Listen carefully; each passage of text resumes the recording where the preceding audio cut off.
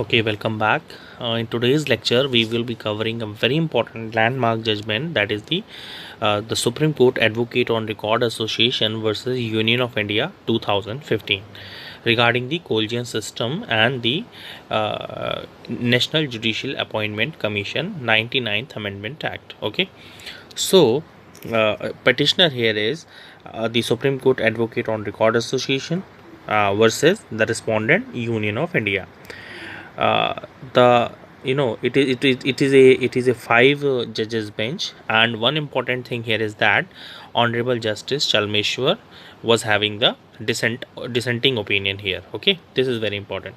Now see, in 2015, the Supreme Court Advocate on Record Association filed a writ petition before the Honorable Supreme Court challenging the constitutionality of the 99th Amendment Act, actually, of 2050 or 14, which actually was talking about the National Judicial Appointment Commission. Now, the one important question here is that the petitioners actually alleged inter alia that this NJAC actually violated the basic structure of the constitution by compromising the judiciary independence. And now one most important thing to remember, that Article 124 as well as Article 50 we should go through once, so that this whole lecture should be very much clear to you. So there is a independence of the judiciary by the virtue of Article 50. There is a separation of separation of executive from the judiciary, and as we know, there are three organs of the government. The one is the legislature, the second one is the executive, and the third is the judiciary. And judiciary, the custodian of our constitution, the guardian of our constitution. So but before we get into the further in this judgment, let me tell you the current actually strength of the Supreme Court, because when we will read the Article 24, the things will come. So for the exams point of view, this is very important. So there are currently 33 judges, including the Chief Justice of India, and maximum possible strength today, current till 2020 we are talking about, the current possible strength is 34. So as whenever the question is coming in your exam, so you mark the 34. So as per the Constitution of India, the judges of the Supreme Court retires at the age of the 65. Okay, very important question again. And the currently Honorable Justice Sharad Arvind Bobde is the 47th Honorable Chief Justice of India. Okay, so now see, we are now getting into the background. This case is actually based on the independence of judiciary is a part of the basic structure of the constitution. Very important, the basic structure of the constitution. If you have read earlier the Keshwanandan Bharti versus State of Kerala 1973 judgment, and if not, you can check the playlist. I had made the lecture already on the basic structure of the constitution. So the Supreme Court Collegium is we are talking about the what is actually the Supreme Court Collegium and how the system works.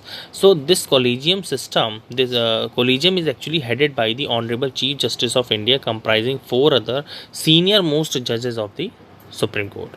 Okay, it is the system of appointment and the transfer of judges that has evolved through the judgment of the Supreme Court. Very important, through the judgment of the Supreme Court, not by the act of the Parliament, also not by the any provision of the Constitution.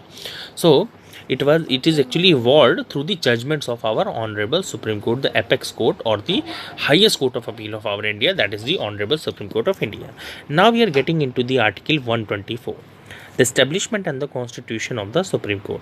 So there shall be a Supreme Court of India consisting of a Chief Justice of India, and until the Parliament by law prescribe a larger number of not more than 7 other judges, every judge of the Supreme Court shall be appointed by the President by warrant under his and her hand and seal, after consultation with such of the judges of the Supreme Court and the High Court in the states as the President may deem necessary for the purpose, and also shall hold until he attains the age of the 65 years. So maximum age of the age of retirement here is that is 65 years.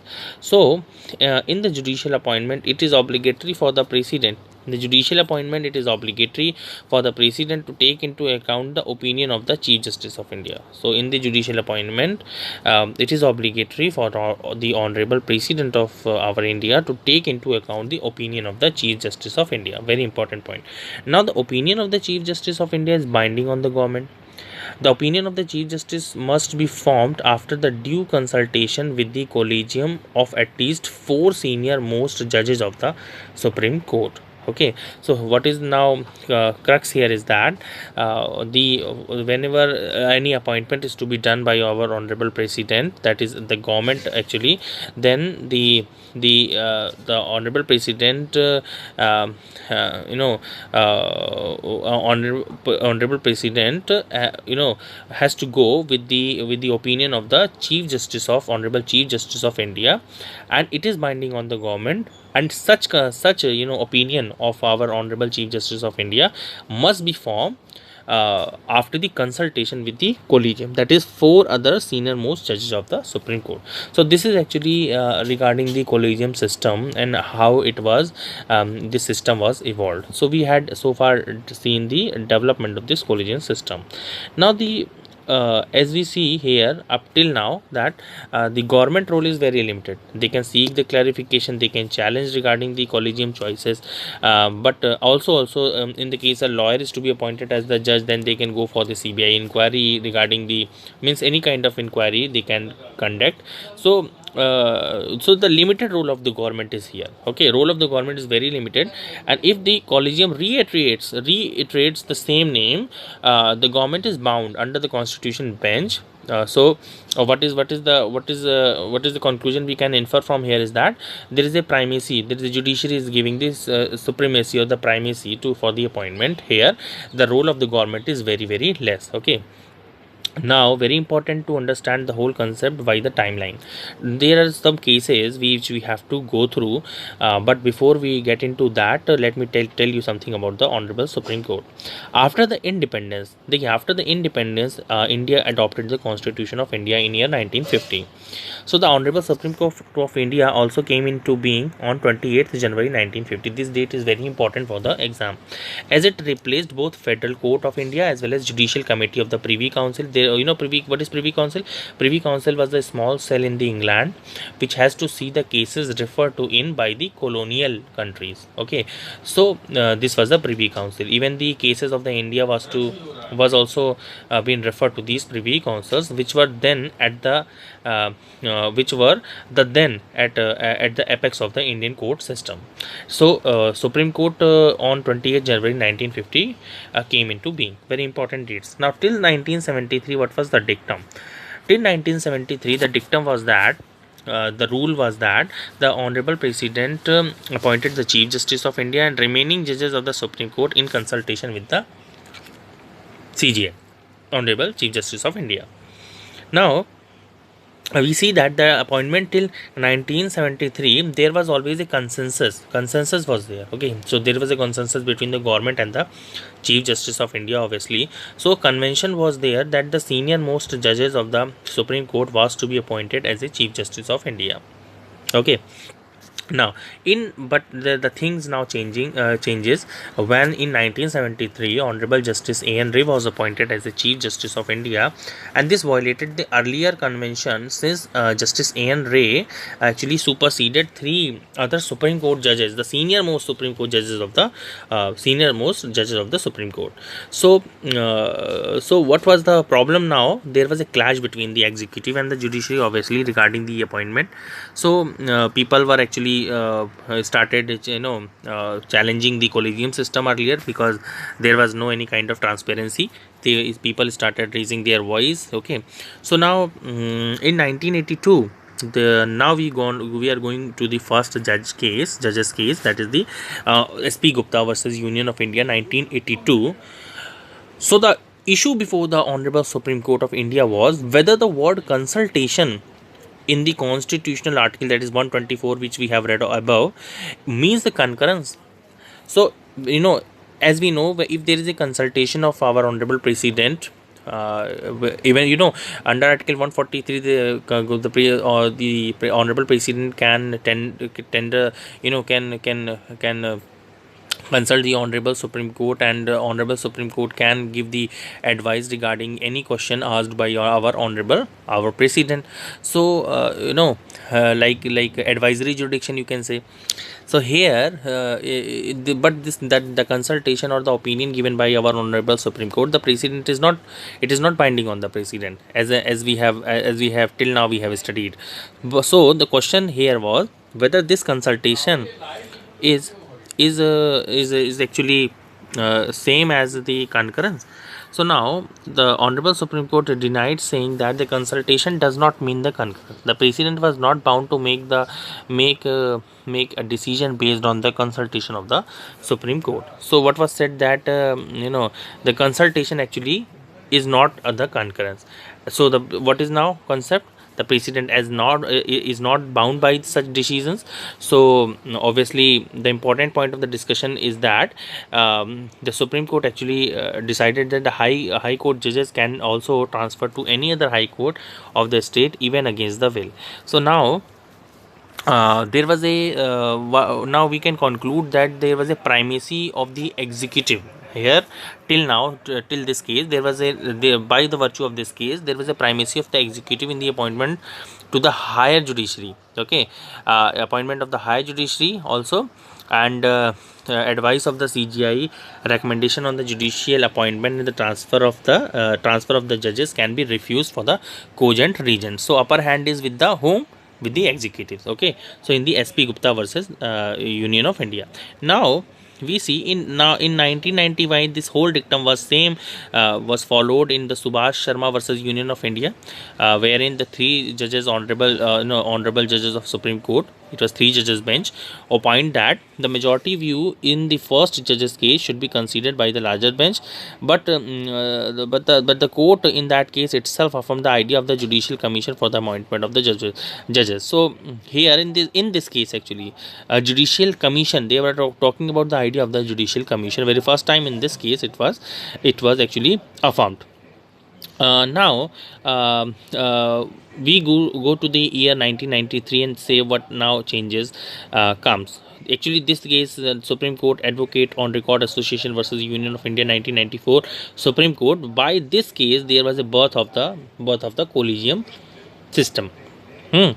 So it was a 9 judges bench which considered the question referred to in it is also called the second judges case. Okay, and the birth of the Collegium system right from this case. Now the majority verdict gave back the CGI, the Honorable Chief Justice of India, power over the judicial appointment and transfer. In this case, the Supreme Court overruled its earlier verdict and changed the meaning of the consultation to concurrence. It means now the consultation which was done by the president with the Honorable Chief Justice of India and 4 other judges of the Supreme Court, that consultation is considered to be the concurrence, and now it is binding for the Honorable President of India with the consultation of the Chief Justice of India. Thus, the second judge's case secures the rule of law, which is essential for the preservation of the democratic system and the separation of powers. Go and read Article 50. I had already said so, which is adopted in the Constitution with the directive principles of the separation of judiciary from the executive. So, Article 50 is very, very important. Now, to clarify the position, now we are going towards the third judge's case. To clarify the position, the then President K.R. Narayanan sought a reference from the Supreme Court. In 1998, the third judge's case comes, the special reference number 1 of 1998, All India Reporter, that is AIR 1999, Supreme Court 1. So in this case, this is the third judge's case in reference. So the Supreme Court laid down that CGI should consult the plurality of 4 senior most judges of the Supreme Court to form his opinion on the judicial appointment and transfer. So conclusion so far, what is the conclusion? The conclusion is that even both second and the third judge's case, the judiciary should have the primacy over the executive. So upper hand is the judiciary. So now In 2000, the Venkatachalya Commission was set up actually by the NDA government, and the commission recommended the formation of the Judicial Commission. Okay, very important. Now see how the NJAC is coming. So the Judicial Commission now very comprising of we are composition now we see. So the Chief Justice of India was the chairman. The two senior most judges of the Supreme Court, okay, were the members. The Union Minister of Law and Justice, okay, is the member, and one eminent person to be nominated by the president after consultation with the Chief Justice of India as a member. So this was actually the NJAC composition, as we see even we had seen in the NJC. So this report was shortly followed by the Constitution 98 Amendment Bill. Actually, it was there in 2003, which was introduced by the NDA government, which aimed at establishing a National Judicial Commission according to the suggestion of the commission. But before this bill could be passed, the Lok Sabha actually got dissolved. So what happened? Because as the Lok Sabha dissolved, so this actually was not able to come into existence. And in 2013, now UPA government, what the UPA government did in 2013, the UPA government again came up with the Constitution 120th Amendment Bill of 2013 regarding a 6-member judicial commission consisting of 3 judicial members as well as 3 non-judicial members. So the collegium system faced a lot of criticism, not only from the government but also from the civil society due to the lack of transparency and the accountability. So as we had seen in the case of Honorable Justice A. N. Ray appointment and other superseding the three senior most judges of the Supreme Court. So this was actually the so many civil societies and even the criticism was there. This led to the 99 Constitution Amendment Act of the 2014, that is the National Judicial Appointment Commission, which replaces the Collegium system for the appointment of the judges. Now see, in 2014, the NDA government introduced the Constitution 121st Amendment Bill, which was subsequently passed by both the House of the Parliament and it got the assent from our Honorable President. Now the NJSC Act came into force on 13th April 2015. Now finally we reached to this case, that is Supreme Court Advocate on Record Association versus Union of India. That is a 2015 this case which we talked in the very starting of this lecture. Okay, these are 5 judges bench decision. So by this NJAC case was means the constitutionally as it was challenged, so it was declared to be null and void by the court. In the present case, 5 judges bench, and in 2014 the amendment has been struck down as it was against the principle of the separation of power and independence of judiciary, thus violative of the basic structure of the constitution. The judgment, an NJC judgment issued on October 16, 2015, ratio 4:1. Obviously the court is split 4-1. The one side the majority was with the Honorable Justice Kehar, Justice Madan Lokur, Honorable Justice Goyal, and Honorable Justice Corinne Joseph. So was in the towards the side of the majority, and Honorable Justice Chalmeshwar was having the dissent opinion. So issued rare actually here was the whether the Constitution 99 Amendment Act of 2014 and the National Judicial Appointment Commission Act of 2014, that is violative of the principle of separation of power or not. So the decision was that the court has struck down the Constitution 99th Amendment Act of 2014, the National Judicial Appointment Commission Act 2014, declaring them to be unconstitutional and void with the majority of 4:1. The Collegium system for the appointment of the transferent judges has been restored. So now again we have the Collegium system. Thus NJC was held unconstitutional for violating the requirement of the judicial primacy and the judicial independence. Now the current system of the appointment of the Supreme Court is again with the Collegium system, and in the judicial appointment it is obligatory for the President to take into account the opinion of the CJI, that is Honorable Chief Justice of India. The opinion of Honorable Chief Justice of India is binding on the government, and the opinion of the CJI, Honorable Chief Justice of India, must be formed after due consultation with the Collegium of at least 4 senior most judges of the Supreme Court. And now also finally, if the 2 judges gives the adverse opinion, then such recommendation should not be sent to the government. So with this actually we have covered the very important landmark judgment of the Honorable Supreme Court. That is regarding the NJAC and restoration of the previous system of the that is the Collegium system. So far I think this lecture was fruitful to you. I tried to actually make it clear, and all the landmark judgments with the timeline we had mentioned in the lecture. Thanks for listening, and please stay connected. Take care. Goodbye.